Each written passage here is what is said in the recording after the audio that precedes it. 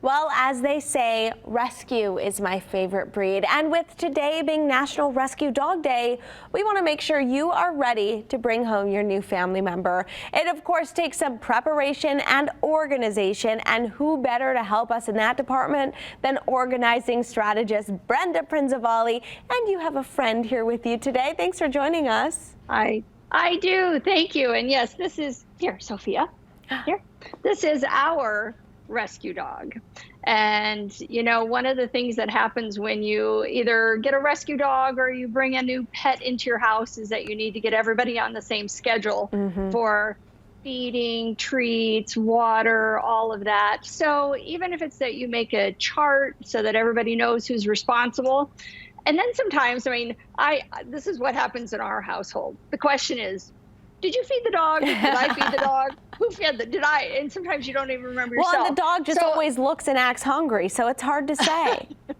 They do. So we have a little trick in our house, and that is that after she's been fed in the morning, the scoop is up because it's daytime. And then when we feed her at night, the scoop goes down. So no matter who looks in there, we know whether she's been fed in the morning or if she's gotten her nighttime meal. So, you know, having those kinds of clues for your entire household so the dog doesn't either go completely hungry or doesn't get 4 breakfasts. Very smart. Okay, you had a second point on that graphic we just had up there. So you showed us the household signal that the dog has been fed. That's very smart. You also have a daily treat allotment, because I'm sure that can be hard to go overboard.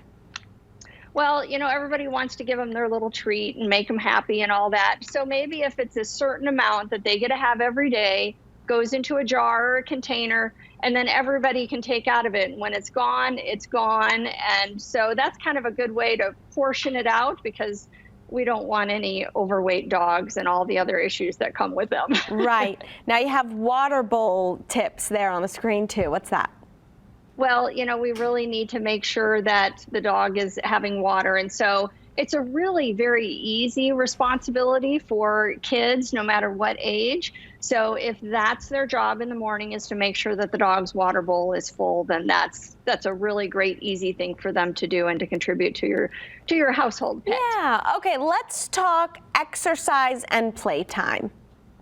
Yes, and that is really important. You know, if you listen to a lot of dog training experts, what they say is that you have to exercise first, and then you start getting them so that they can go to the next step, which is training. So, you know, get out that leash, put on your, you know, tennis shoes. Now, in the desert, we also have to be very, very careful of the pavement. And, you know, the simple rule is if you can't stand it on your feet, then they can't either. So their pads are not shoes. Their pads are like, I've heard it described as putting on like a pair of nylons.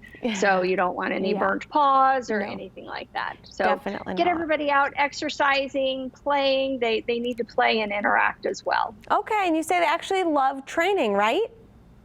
They do. You know, they want to please you. And so when you know, you have to be patient. It's not an easy thing. And sometimes it's actually training you more than the dog.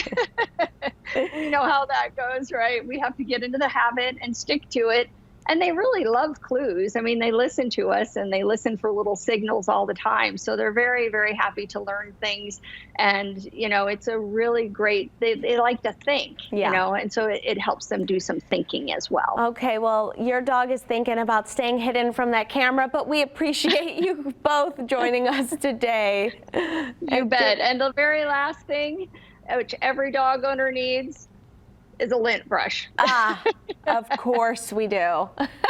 You know what, Jason could use one of those for his cats too, right, Jace? I have 3 of them. No, that's no joke. Thanks, guys.